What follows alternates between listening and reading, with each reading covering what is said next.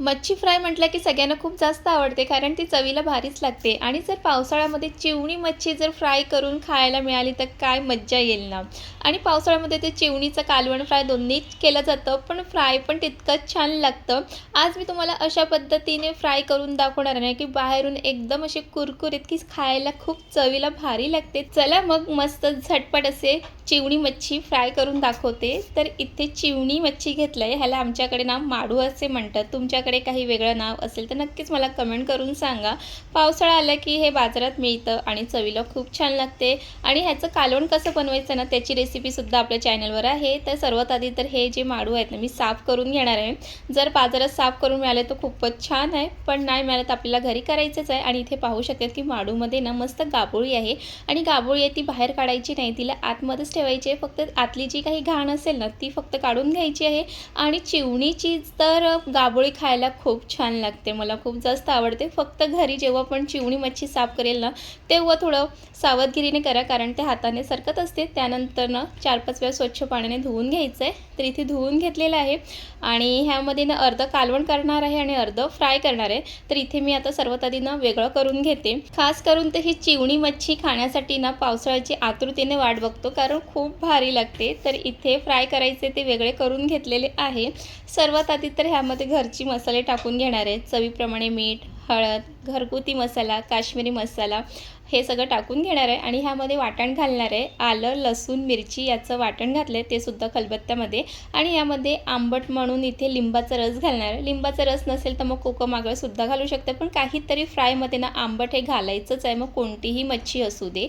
त्यानंतर मसाले वाटण छान आहे ते चिवणी मच्छीला लावून घेणार आहे. आणि त्यानंतर ना 15-20 मिनटासाठी मॅरिनेट करायला ठेवायचं. वेळ नसेल तर लगेच करायला घेतलं तरीही चालेल. तर इथे मी 10 मिनटासाठी त्याला बाजूला ठेवून देणार आहे. 10 मिनटं झाल्यानंतर इथे तांदळाचं पीठ घेतलं आहे, त्यामध्ये मीठ घालणार आहे, अगदी थोडंसंच मीठ घालणार आहे.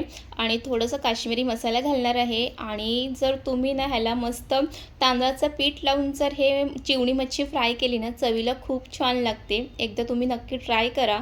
आपण नेहमी ना असेच चिवणी मच्छी ती फ्राय करते, पण जर तुम्ही तांदळाचं पीठ लावून ना खूप भारी लागते. खायला इतकं भारी लागते ना की तुम्ही 1 काय 2 काय 3-4 खातील, इतकी भारी लागते.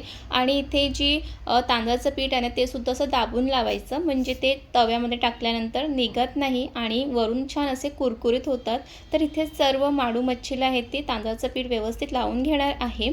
तर इथे सर्व मच्छीला आहे ते लावून झालेलं आहे. आणि एका साईडला तवासुद्धा गरम करायला ठेवलेला आहे आणि तेल आहे ते व्यवस्थित गरम झालेलं आहे. आणि तव्यावरती सर्व बाजूने पसरून घेतलेलं आहे. आणि त्यानंतर मग एक एक करून जी चिवणी मच्छी आहे ती टाकून घेणार आहे. आणि तुम्हाला आपल्या रेसिपी आवडत असतील तर लाईक करत चला, कमेंट करा आणि आपल्या चॅनलला सबस्क्राईब करायला विसरू नका.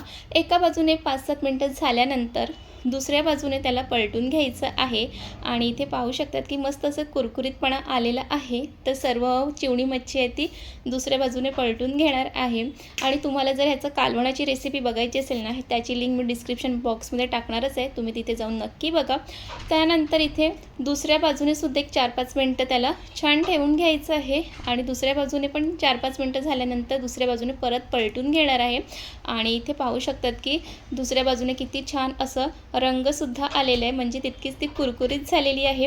आणि मच्छी फ्राय तर कुरकुरीत असली की तरच खायला अजून जास्त मजा येते, म्हणून कधीही मच्छी फ्राय करणार असेल ना मस्त वरून कुरकुरीत झाली पाहिजे. तर आणि इथे कलथ्यानं असं त्याला दाबूनसुद्धा घ्यायचं, म्हणजे आतूनसुद्धा छान होते. तर इथेही आपली झटपट चिवणी मच्छी फ्राय करून झालेली आहे. खूप सोपी रेसिपी आहे, झटपट होते आणि पावसाळ्यात ही नक्की ट्राय करा. आणि मग वरून भरपूर अशी हिरवी कोथिंबीर घाला.